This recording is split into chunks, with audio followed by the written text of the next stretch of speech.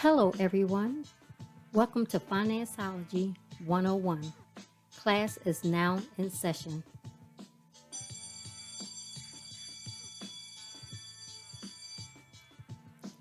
The information provided during this podcast is just that information. You will need to do further research to address your specific situation. Enjoy the session. Welcome, everyone, to another session of Gifted Generations Presents Financeology 101. I'm one of your hosts, Robin Seegers, and the other host is. Elroy Seekers. Say your name again. Elroy Seekers. Sounds funny. Okay, so this week, first we want to do a quick recap. Recap. A couple weeks ago, we did a session on That was our last podcast. But a couple of weeks, but the last podcast, just to be clear. the budget rule, the 50-30-20 budget rule. We said we were going to sit down and see what our actual percentages are. So Elroy's going to explain to you, first of all, what the 50-30-20 rule is, and then tell everyone where we are personally. So the 50-30-20 rule, the idea is to divide your income into three categories: spending 50% on needs, 30% on wants, and the other 20% on savings. So do we follow this rule? We didn't. We don't. But I told Robin that we was going to figure out what rule do we actually fall in as far as our percentages. So when I did all the calculations as far as all the bills, it came up to 38% into our needs, which means our house, node, and stuff like that. So the things we have to have, electricity, water. So we're going to say 40%. And then the other 30% went to wants, and the other 30% went to savings. So we actually have 40-30-30 rule. And that was one of the things we gave a homework assignment for everyone to look at their personal finances, their personal situation, and see where they are percentage wise as far as the 50-30-20 rule. Right. And that was a couple weeks ago. So go back and listen to that podcast and get more information. Also, if you look out on our Facebook page, there is Facebook, Twitter, and Instagram pages. I posted some additional information and news articles about that. So Go back and listen to that. And actually, when you're talking about the 30% on wants and 30% on savings, that's interchangeable for us because we can go higher in savings. 1 month when we got a goal we're trying to reach, we're more aggressive. So that 30% becomes more like a 40% goal. You know what I'm saying? Versus, and then we may lower the wants to 10%. So we may be sometimes 40, 10, and then 50%. So basically, you're saying that rule can be adjusted based on your needs that month. Yeah. So the needs won't change because that's consistent. Based but the on wants, your situation right, for that. The wants and the savings change. Right. Yeah. Right. Yeah. So, in other words, he's saying that it won't always stay static. Those numbers are dynamic, meaning they will change from month to month. So you have to. They always say assess your financial standing each month, right? Because things fluctuate. Think about it this way: when it's talking about 30% of you want to spend 30% on your wants, and you want to save 20%. Don't that 30% on wants sound kind of high? Yeah. You see, and that's what I'm saying. So you might want to say, I'm a lower the percentage and do more savings towards now and in the future, like vacation, travel, and stuff like that. So that's why I said we don't follow that rule because we save more than we spend on wants. Okay, so go back a couple weeks ago and check out that podcast and get more details, and then check out our Facebook page. So this session is step 5 of the financial journey. So we started. There's 6 steps in what we consider steps you need to take in your financial journey. So I'm gonna go back and do a quick synopsis of what we did. Steps 1 through 4. The first step we said is a financial assessment. We did that podcast on January 25th. So you assess where you are financially. You look at your relationship with money, how the environment you were raised in regarding money, how you with money right now, and then look at your financial situation. So go back and listen to that one, January 25th. Then the second step we said was setting realistic goals. That podcast was on February 22nd. Setting realistic goals, meaning don't set the goal so high that you can't reach it and then you just give up. So go back and listen to that, because you definitely have to set goals when you're trying to get your finances in order. The third step is identify your income and expenses. That was on March 15th. And that's self-explanatory. You write down all the income you have coming in, all your expenses that you have, which is all your needs down. I stress all because there's a lot of times we miss things. There can be some seasonal things that you have, bills you have. There can be some unexpected bills you have. So you have to really sit down, probably over a couple months, to write down all the expenses that you have. The next step 4 was understanding needs and wants, which was April 12th. That podcast was on April 12th. So this is suggestive, because what's a need for me may be a want for you, and what's a want for you may be a need for me. So only you can determine what is a need and want for you. But just be mindful, not try to make everything a need.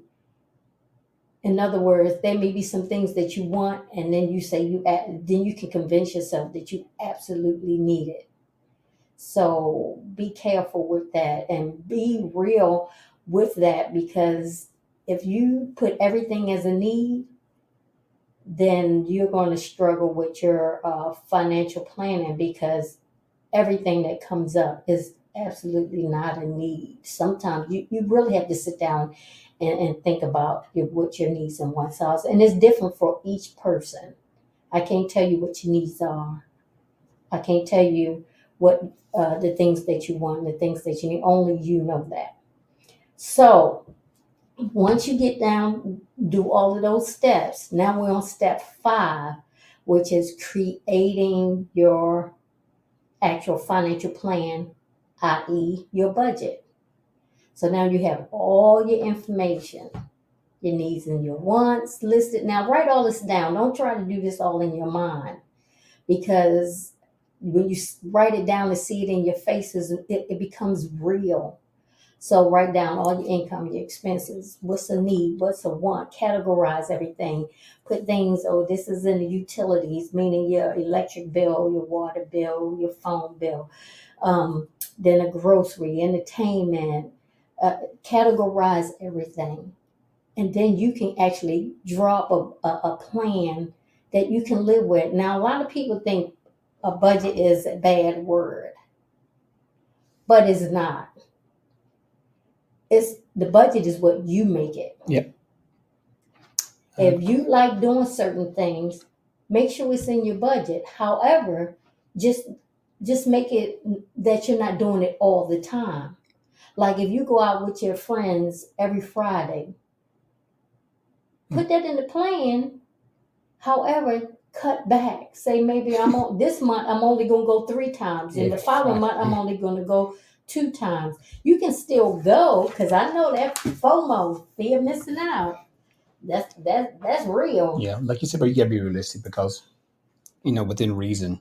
If you're going out so much and you let another thing slide, as in your responsibilities, then you might want to reconsider a few things on top of it. So she's saying this in conjunction with your responsibilities of things that you have taken care of. You can't let the water bill go, the light bill go, just because you can go out. Well, you said we can go out every Friday. You said cut back to 3 times, not 4, meaning that you got to put your priorities first. Those needs got to come first. This is a want. So we want you to do better. Right.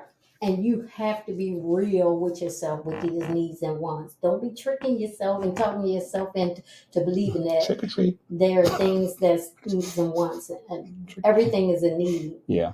I need this, I need that. That's not true. You can definitely do that. Yeah, we So can what, convince ourselves of practically anything. so what's today's topic about? I know. I'm just asking the question. Right. I'm just asking the I was going question. to say, what? No, I'm asking the question so you can answer it. Let me ask you again. So what's today's topic about? Creating your financial plan, your Okay. budget. You actually budget execution. Right. No, they're gonna have to create it first. Oh, so I thought So that's what okay. we I mixed create it up first. then. Yeah. I Yeah. thought we were talking about budget execution first. Right. They don't have it. The That's my plan mistake then. I was on to executing that budget, y'all. That's the next step. Okay. So you have to get the plan in place first. You did say that. You did tell me planning it first, but I thought you said something different Right. earlier. So that's where we are with this, is just take all your information, and it may take you 2 or 3 months to actually come up with a plan, because you have to sit down the first 30 days and pay attention to what you're spending. Yep, collecting all the information. Or I always say, get all your receipts, write everything down, where you spent your money, everything. I know when it comes to budgeting, the most difficult thing to do is to start. Because we can chug along the way we're chugging along, feel like it ain't broke, why fix it? I'm doing good, but you're really not preparing for down the road for emergencies. You're not preparing down the road when you retire. You're not. And if you don't learn how to get that in check now, when it comes to that time, you're gonna be in worse shape. When you do have an emergency, else it does pop up.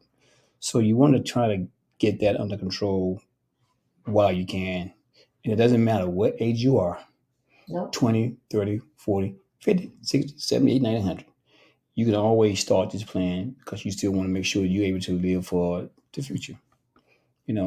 So like Robin said, you want to basically collect all those receipts your first 30 days. What I found out typically is that people tend to backslide, like, I'm not going to do this month because I don't want that to be a part of my budget. And then when the budget is built, the next month they go back to doing the old habits. They're like, where does this come from? Well, yeah, I that was last month. I didn't do it last month. And I find out through every person I talk to. And it's amazing. Sometimes I'm talking to someone for 2 months, and then the third month, something pops up. I'll be like, where does this come from? Oh, I was paying for that on the side. It's not part of the budget. Yes, that's part of the budget. You've been paying for it. Yeah, but I don't want that to be part of the budget because I do that with this money, but it's part of the budget. So a lot of times you're hiding stuff from yourself and you're hurting the process. Yes. So to get a big picture, you got to bring everything into the fold. Part-time job, full-time job, anything you make on the slide. You just want to bring all that money into the fold to get a better picture. So when someone say, "Hey, I got a birthday gift," how much you get? What you gonna do with it? You question yourself. I'm not saying you can't enjoy it, but as Pastor said, Dr. Chapman said, and who was talking about, do you take that check, your tax check, and then you go out and blow it, or do you do something with it? You like, oh, I got a refund. Oh, I'm gonna do X, Y, and Z. $3,000, $2,000, $1,000 just gone in the split of the eye. Mm-hmm. So there's planning to do something with it. When you file your taxes, what you're gonna get back. And typically, you normally know from year to year. Oh, I paid $1,500 last year, so I'm gonna have to pay again this year. Oh, I got back $2,000 this year. I might get back the same next year. You can kind of almost gauge it, unofficially. So you always have a plan. Say, if I get taxes back, if I get this much, I want to do this with my taxes. I mean, is that so bad? Mm-hmm. Have a plan. Is that so bad? Or just saying, guess what, child? I got $1,500 back. And that's not free money. A lot of people think, oh, that's free money because it ain't a part of my budget. Yeah. You should make it a part of your budget. It becomes, yeah. It should become a part of your budget because that's now income. Because collecting it is simple. It's the next phase, executing that thing. It's still simple as long as you're able to put a plan in place. So the fun part is like, hey, I'm gonna live my life good for 30 days to see what it's gonna shake out. And then once it shakes out, you're able to put those things in the right category, gas receipts, how many times you went to all these stores, how much shopping you done, how many times you ate out. If you gave gifts away, that month. Oh, well, that was my friend's birthday gift. So it won't be next month, but it's still part of giving. Yeah. So, you if you're going to give gifts, you're going to do it more than just once. So you might want to say, I'm going to save $10 a month for gifts or $20 a month for gifts. You limit it yourself because you can't give all your money away. Right. Right. You know, you really got to pay yourself first. And the truth hurts. Oh It hurts. It's painful once you see the picture. Yeah, when you sit down after that 30 days and see where you spent your money, it hurts. However, it's a good hurt because it's a hurt because you're trying to do better. Trying to figure it out. Right. Once you know better, you do better. And a lot of us don't want to know better. Right. So ignorance is bliss. Yeah. That's what that is. I had a client, I kept saying, and I always tell people to journal too. When you start this here process, take out a journal and just write how you feel about things. And you'll be amazed at where you start in a year from now, 6 months from now, 3 months from now, your emotional connection to where you were to where you are right now. And you can reflect on those things. And I was like, hey, get your receipts? No, I forgot the receipts. I said, no problem. Did you swipe your card? Sure. Do me a favor. Go to all those things on your card, swipe those things out. You swiped out, print it out for me. Well, that takes a little bit more work, doesn't it? Mm-hmm. So don't you think it's easier to get a receipt, put it in I tell people if you can't keep track of it, take a Ziploc bag. Mm-hmm. Put it in a Ziploc bag. Put it in your pocketbook, put it in your purse. That way you go buy some, boom, you throw it in a Ziploc bag. In your car. And you just, keep it in your car, in your console. And then you at the end of the month, take it out your console, go in the house and start dividing things up with it, what they're supposed to be. Now you got categories. You're gonna have rent. That's not gonna be receipt. Your car note's not gonna be receipt. Your water bill. Your light bill. So those things are like can be a piece of paper. So you print it out or you write it down. We talking about stuff like your gas, eating out, getting your hair done, your nails done. Going to the barbershop. Hanging out with the boys for the evening. It's playoff time, right? We want to go somewhere and have a nice snack and spend $50-$60 on drinks and chips and wings. Next day, you're like, oh my gosh, I spent $60. Yeah. But if you allow that thing to happen, it's tracked. No problem. Mm-hmm. It's no problem. Well, no, I wouldn't say it's not a problem because at the end of that month, you're gonna be like, okay, I can't do that. I'm saying it's no problem when you're doing it as far as being able to track it for the first month. Yeah, right. It only becomes a problem when you're saying I'm in the negative. Right. Then that going out is like got to stop immediately. Right. You got to find how you're gonna. You can't recoup that money. You can only again reallocate it for the next month. Right. I would say people, you can't get that money back. I might get it back. It's like a gambler's thing, you go out and say, I lost $100. I'm gonna get that money back. No, you just lost that money. You're gonna want to get $100. Well, you're still $100 behind because you lost that. Right. So you won't be getting that money back. Like you can't get back time, you ain't getting that money back either. The only thing you get back is money from the IRS. That's good. that's possible. So when you track you have to track your household expenses. Right. So you can look on your bank statement or log into your online banking account and write down how, all those expenses. Mm-hmm. Then you need to also have the receipts of the things that you bought outside of your actual living expenses. Right. So you have two expenses that you're tracking, your living expenses and then your extra stuff that you're spending money on. So you have to track all of that. Yeah. And then from that, you can see where you are, what you spent it on, and then you can say, okay, I can't keep doing that. I need to cut back on this. And then the following month, put that plan into action. Yeah. And then at the end of that month, you can look back and see how well you did. You know what people struggle with? It's going to sound crazy. It's knowing how to pay bills. You're like, that's easy. Just write a check. No, that's not what I mean. It's the time frame of when to pay that bill. Yes, it's a due date. I get that. But how much money do you have in hand or on hand in order to pay that bill? Do you have enough? Because, you got that window opportunity when you get paid. What's due in that window? Do you have enough money? Are you paying all your mortgage at one time? Are you doing split payments? There are so many different ways to live the exact same amount of money every month, but it'll make it seem bigger based on how you utilize bill payment. You get where I'm coming from? Mm-hmm. No. So one of the ways is really your mortgage. You split that payment up, twice a month. Car payment, you do the exact same thing. But you got to figure out ways to not only to document, but to save that money each month and to put it towards something. This is one of the questions, when I'm talking about your budget and stuff, I always ask people when I'm talking about like different kind of plans, savings plans, 401k, 403b, TSP, all that stuff. And I say, how much are you saving for retirement? And like, they always say, what?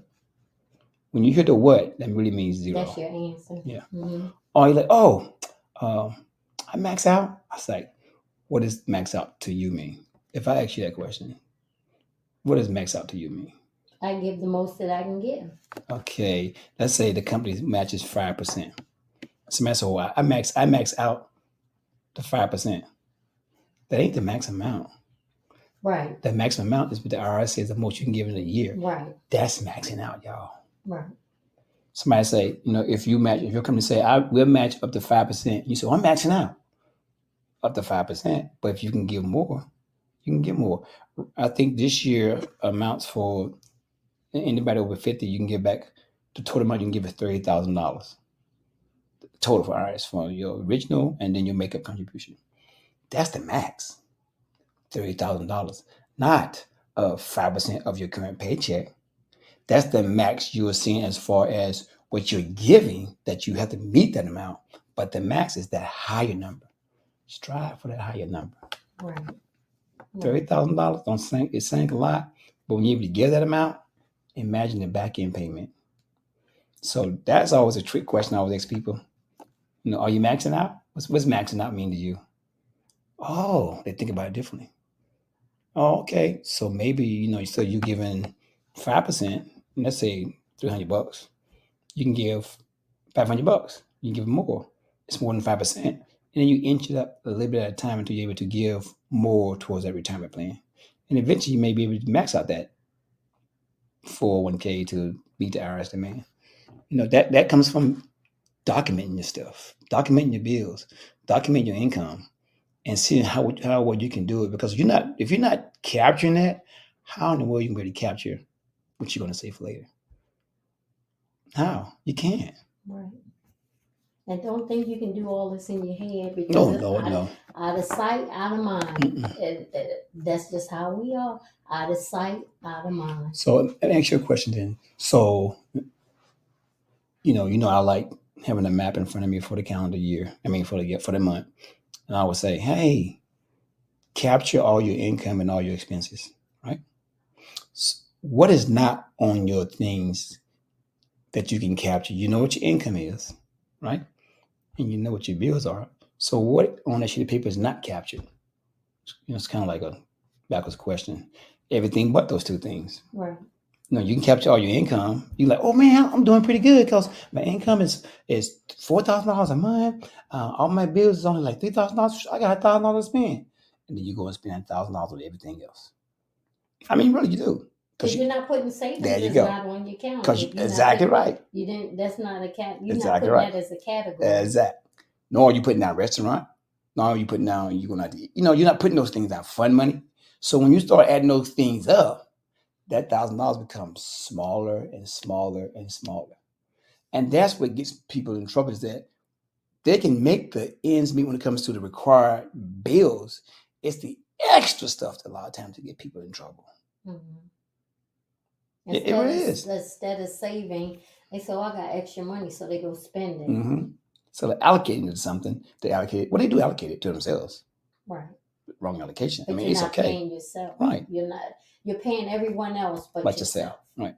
So I see that a lot. When I get the form back, it looks good. I'm like, yeah, it does. Now write down everything else you've done that's not part of this on your bank statement, and they add in everything up. Just give me a total number, and they realize, I spent more than I bring in. There you go. Mm-hmm. It's not documented on a sheet of paper. Like, oh my goodness, what am I doing? When you bring that to reality, it starts to make sense, and you start to check yourself. You start to pump your brakes a lot faster. You're like, man, I'm blowing it. Like, yeah. So I'm the type of person, I don't just go from 0 to 100. I do it in small increments. Okay, so you spent 1,000 last month.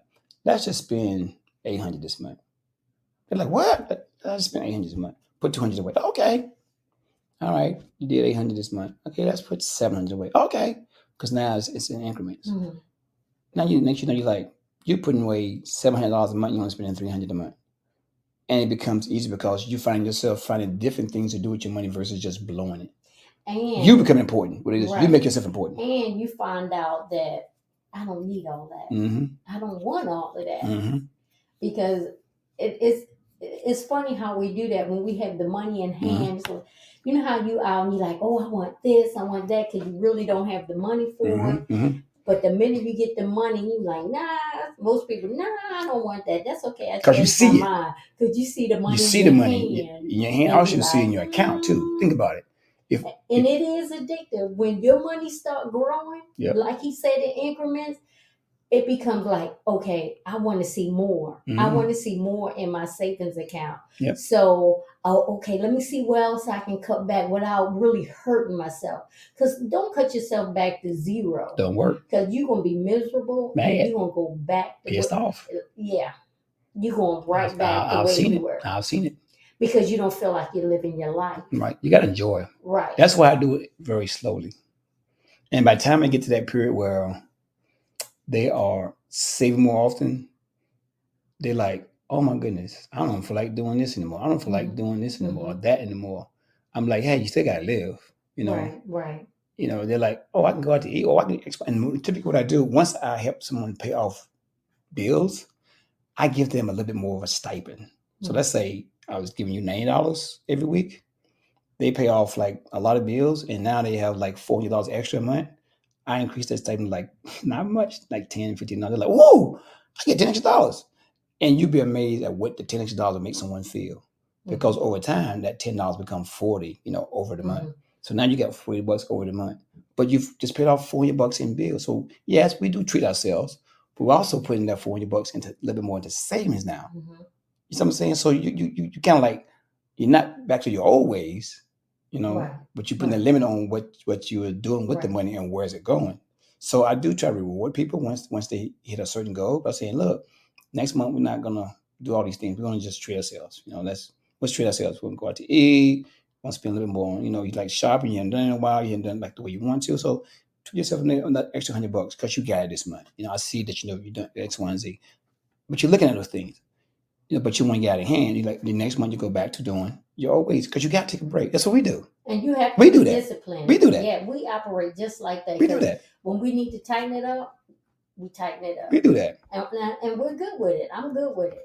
And then when it's time to splurge, we splurge. Yep. But once the splurging is over, even if it's just $100, guess what? We tighten it back up. Yeah. That's what I just explained is exactly what we do. We do the exact same thing. We're like, we plan for the future. We know what we're going to do for like Christmas, and we're looking at, hey, vacation. How many days we're going to take off? Okay, where we're going to go? Okay, we already have a budget going towards those things, but we don't want to blow all that travel budget on one trip. You know what I'm saying? But like, let's go and do one big trip. So we try to do mini trips, mini as in small, like MINI, not MANY. We try to do both actually, mini trips. Both MINI, MANY. But it works because now you're getting that break every so often. Versus just doing one trip and then you blow $10,000 and you stuck for the next 11 months, you can't go nowhere. Small things, overnight weekend things, going 2 states over sometimes, driving, 50 miles or 120 miles, driving to the beach, it's the small things that give you a break in life. But you can't do any of those things unless you know your status. Right. You can't do that. And this all is a mindset. A mindset. That's 90% of the battle is your mindset regarding this process. If you're in it and you want it bad enough, you will make that switch and you will make the adjustments.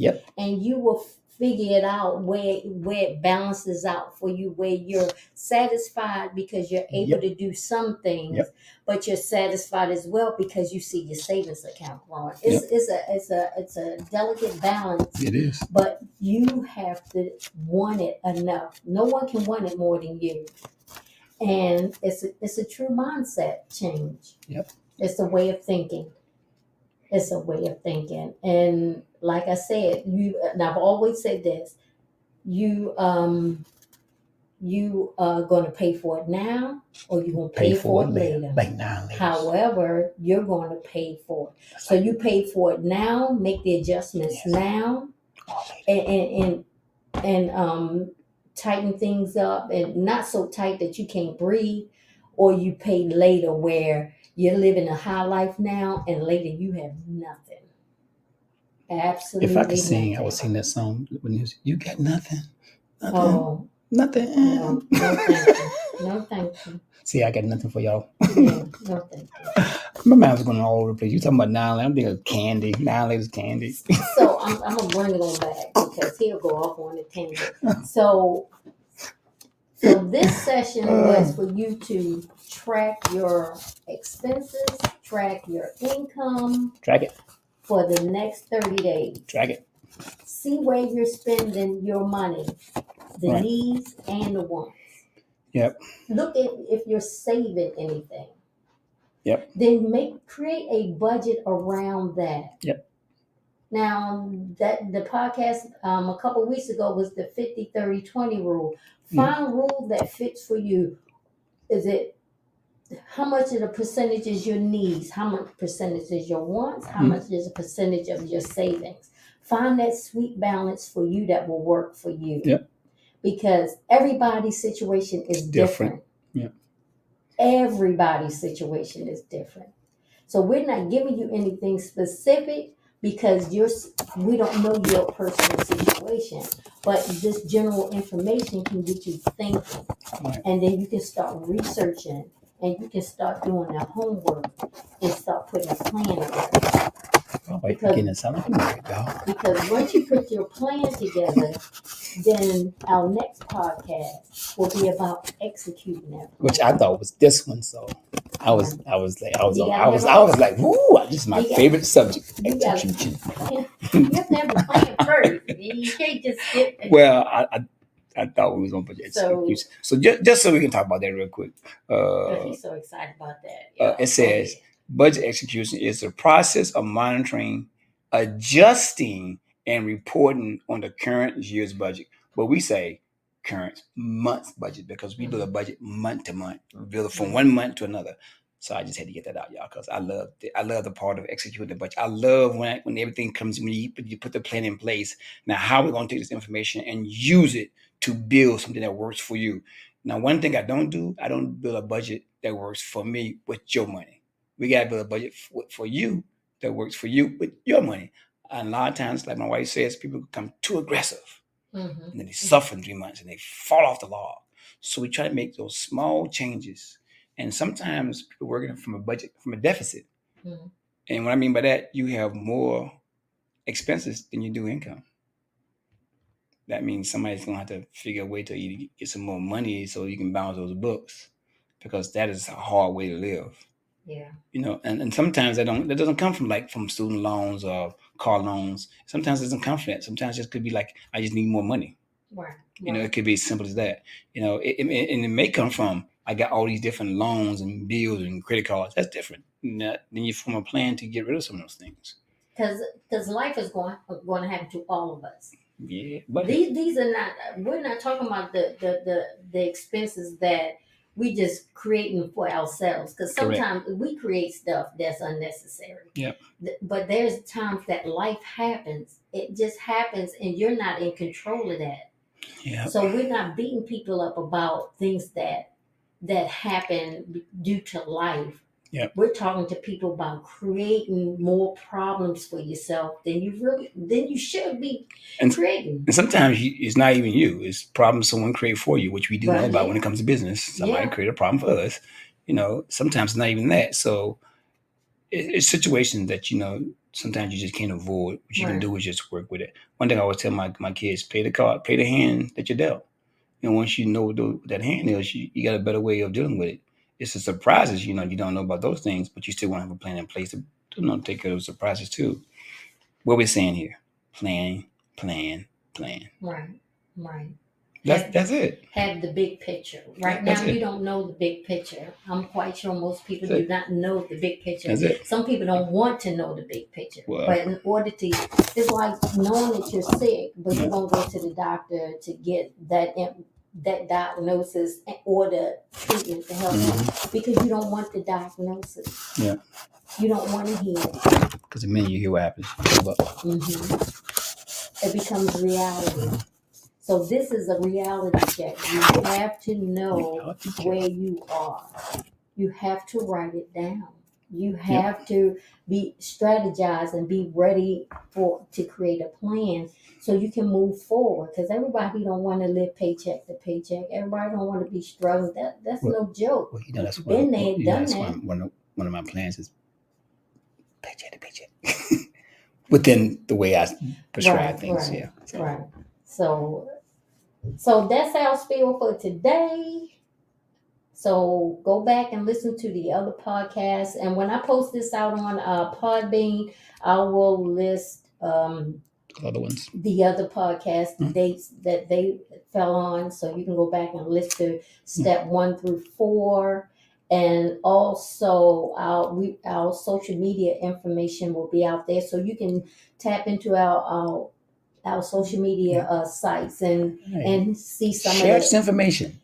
Share it, like it. Okay, my bad. Cut you off. See where you can read news articles, because I try to find news articles that relates to the topic we're discussing. I try to find graphic information, snapshots of this same information, and I try to do that throughout the week so it stays on the forefront of your mind until the next time we have a chance to talk to you. So yeah, it's a journey, and it's not an easy journey, but if you want it, you have to be prepared to endure and find that sweet balance for you and your family financially, and you'll feel better about it. You will feel rewarded once you have that balance and you can move forward in your finances.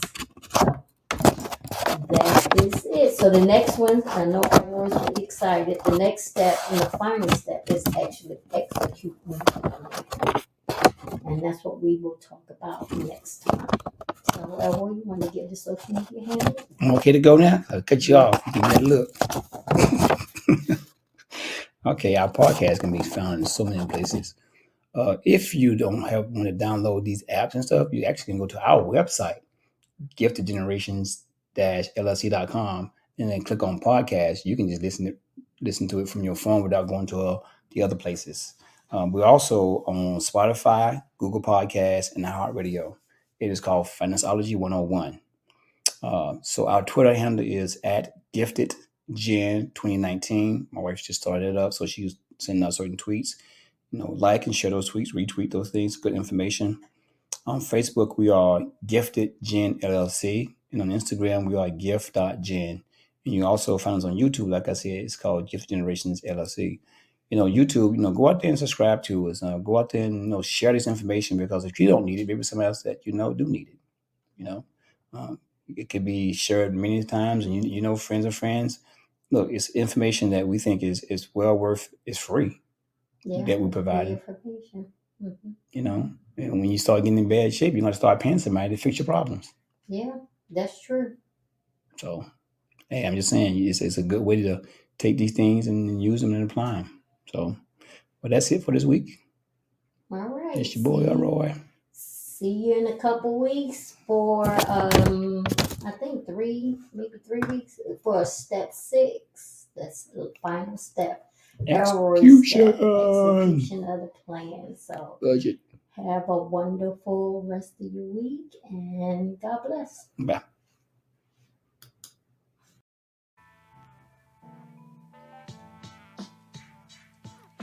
Well, thank you for tuning in to our podcast, Financeology 101.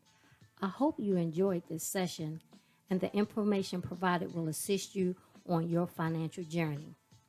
Until next time, be financially engaged.